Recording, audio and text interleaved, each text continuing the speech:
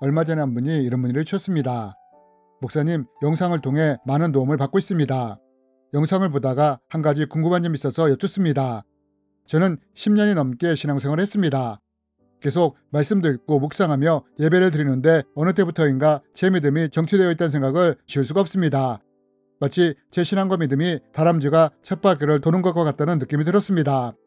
목사님, 말씀을 꾸준히 읽고 묵상하고 예배도 정기적으로 드리는데 저희 신앙과 믿음이 왜 이렇게 제자리에 멈춰 있는 것일까요?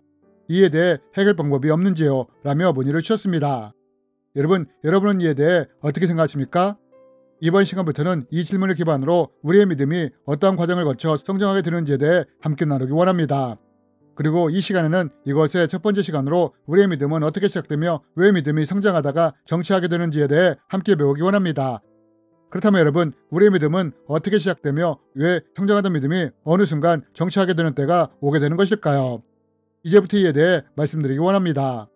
먼저 우리의 믿음은 대부분 이런 과정을 거쳐 생기게 됩니다. 만약 누군가가 복음을 들었는데 예수를 믿으라고 차라리 내 주먹을 믿겠다. 예수 믿으면 돈이 나와 쌀이 나와 하면서 예수님을 거부한다면 이런 사람 안에 믿음의 싹이 나는 것은 거의 불가능합니다. 왜냐하면 믿음은 사도 바울이 말한 것처럼 복음을 들을 때가 아니라 믿고자 할 때 생기기 때문입니다. 그럼 대부분의 사람들은 어느 때 예수님을 믿고자 결단하게 되느냐? 대부분 사람들의 심령이 가난해질 때 예수님을 믿고자 결단하는 경우가 많다는 것입니다. 아, 내 힘으로는 안 되는구나. 의사가 더 이상 이 병을 고칠 수 없다고 하는데 어쩌지? 내 인생에 막다른 골목을 만났구나. 라는 인생에서 절박한 상황을 만남으로 심령이 가난해질 때 마음이 열리기 시작하는 것입니다. 내가 의지하던 재정적인 것들, 일, 직장과 같은 것에 문제가 생겼을 때, 내게 질병이 찾아왔을 때 나는 내 주먹을 믿는다 라고 했던 교만한 마음이 어떤 것으로 인해 무너졌을 때, 또는 내가 감당할 수 없는 일이 가족이나 지인에게 찾아왔을 때, 이럴 때 심령이 가난해지면서 복음에 대해 들을 귀가 열리며 예수님을 믿어야겠다고 결단할 수 있는 것입니다. 이렇게 심령이 가난한 상태에서 복음을 듣고 예수님을 믿고자 결단을 할 때, 이때 성령님이 이 고백을 통해 그 사람 안에 임재하시게 되는 것입니다. 이와 함께 성령님이 예수님을 증언하시며 예수님이 주시라는 믿음을 우리 안에 심어주시게 됩니다. 이때 우리는 예수님이 주시라 입으로 시인하고 마음으로도 믿게 되는 것입니다. 그리고 성령님은 이 믿음의 고백 위에 구원의 인을 지시게 되는 것입니다. 여러분, 우리는 이러한 과정을 통해 믿음을 가지게 되는 것입니다. 그리고 이것이 바로 믿음의 1단계에서 일어나는 일입니다. 즉, 믿음의 1단계는 믿음이 생기는 단계인 것입니다. 마치 씨앗이 땅에 심겨지면 발아하여 싹을 내듯 복음을 듣고 이 복음이 마음에 심겨져 믿고자 결단하게 될 때 이 믿음에서 싹이 나기 시작하는 것입니다. 그러면서 이제 이렇게 싹이 난 믿음은 쑥쑥 성장하기 시작합니다. 그러면 이 믿음은 무엇을 통해 성장하게 되느냐?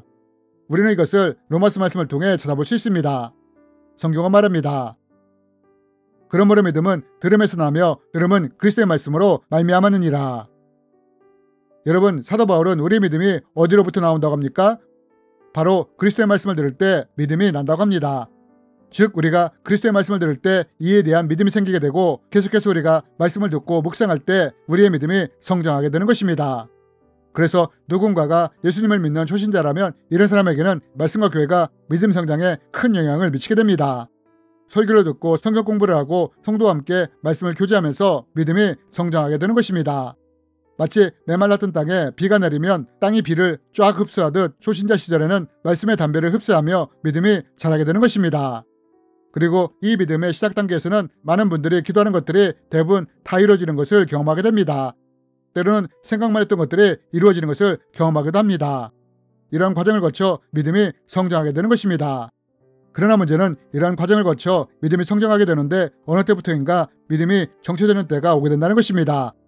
여전히 말씀을 읽고 묵상하며 예배를 드리지만 믿음이 정체되고 있다는 느낌이 드는 때가 있다는 것입니다. 앞에서 질문을 주신 분도 이러한 경험을 했고 이럴 때 어떻게 하느냐고 질문을 주신 것입니다. 그렇다면 여러분, 우리가 여전히 설교 말씀도 듣고 개인적으로도 성경을 읽고 묵상하며 정기적으로 예배를 드림에도 불구하고 왜 우리는 믿음이 정체되는 상황을 만나게 되는 걸까요? 그것은 이런 이유로 인해 믿음의 정체가 올 수 있다는 것입니다. 우리가 초신자 시절에는 말씀을 접하면 이 말씀이 내 메말랐던 영혼을 적시게 되므로 우리는 이 말씀을 통해 은혜를 누리게 됩니다. 이와 함께 믿음도 성장하게 됩니다. 하지만 우리가 말씀을 듣고 읽고 암기하고 예배만 드리는 것으로는 믿음의 영혼이 성장할 수가 없다는 것입니다. 교회에서 말씀을 읽어라, 묵상하라고 해서 따라한다고 이 믿음이 계속해서 자라는 것은 아니라는 것입니다. 그럼 왜 이러느냐? 우리는 이에 대한 이유를 야고보서를 통해 찾아볼 수 있습니다. 여러분, 야고보는 믿음 중에 무엇이 빠졌을 때 그 믿음이 죽었다고 합니까? 야고보는 이럴 때 믿음이 죽었다고 말을 합니다. 어떤 사람은 말하기를 너는 믿음이 있고 나는 행함이 있으니 행함이 없는 내 믿음을 내게 보이라. 나는 행함으로 내 믿음을 내게 보이리라 하리라. 영혼이 없는 몸이 죽은 것 같이 행함이 없는 믿음은 죽은 것이니라. 여러분, 야고보는 어떤 믿음이 죽은 믿음이라고 말을 합니까? 믿음에 행함이 없을 때 그 믿음이 죽은 것이라고 말을 합니다. 여러분, 우리 믿음이 어느 때 정체되기 시작하느냐? 우리가 처음 믿음을 가졌을 때는 말씀을 듣고 읽고 묵상하며 암송할 때, 또한 설교를 듣거나 성경 공부를 통해 우리의 믿음이 성장하게 됩니다. 그러나 만약 내가 말씀대로 살고자 하는 결단과 행함이 없이 우리가 계속 말씀을 읽기만 하고 암송하며 묵상만 한다면 결국 그 믿음은 어떻게 되느냐?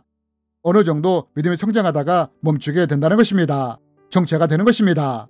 왜냐하면 믿음은 처음에는 말씀을 듣고 읽고 묵상할 때 이것을 통해 자라게 되지만 믿음이 어느 정도 성장한 후에는 이제 말씀대로 살고자 말씀대로 행하고자 결단하며 나가지 않을 때 믿음의 성장이 멈추고 정체되기 때문입니다. 그래서 야고보가 이런 믿음에 대해 행함이 없는 믿음은 죽은 것이라고 말을 한 것입니다. 그렇다면 여러분, 내 믿음이 말씀을 듣고 읽고 암송하며 설교를 듣고 성경 공부를 통해 성장했는데 이 믿음이 어느 순간 정체되어 있다고 느끼게 된다면 이럴 때 우리는 어떻게 해야 하느냐?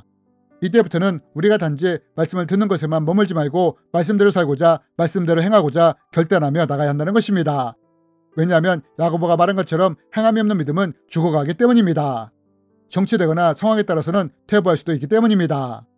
그러므로 여러분, 만약 우리가 말씀을 듣고 읽고 묵상함으로 정기적인 예배를 드림에도 불구하고 믿음이 성장하지 않고 정체되어 있는 것처럼 느끼기 시작한다면 이때부터는 내가 이제 말씀대로 행하고자 결단해야 할 때라는 것을 기억했으면 좋겠습니다. 그리고 이때가 바로 말씀을 아는 수준을 넘어 행하는 수준으로 성장해야 할 단계라는 것을 기억했으면 좋겠습니다. 그렇다면 여러분, 우리의 믿음은 지금 어디에 있습니까? 지금 말씀을 통해 우리의 믿음이 성장하고 있습니까? 그러면 계속해서 말씀을 듣고 읽고 묵상하십시오. 또한 교회를 통해 계속해서 말씀에 대해 배우고 공급을 받으십시오. 하지만 만약 내 믿음이 이렇게 성장했는데 어느 순간부터 믿음이 정체되어 있다고 느껴지는 분들이 있습니까? 혹은 자신의 믿음이 칼라 사진이 아니라 흑백 사진처럼 역동성을 잃어버리고 낡고 반복되는 것처럼 생각이 드시는 분이 있습니까? 그럼 이때는 이제 내가 말씀을 듣고 읽는 아는 수준이 아니라 말씀대로 행해야 하는 단계가 되었다는 것을 기억하며 실천해 나갔으면 좋겠습니다. 그럼 우리는 이것을 어떻게 할 수 있느냐? 이에 대해서는 다음 편을 통해 자세히 나누기 원합니다. 주님의 이름으로 여러분을 축복합니다.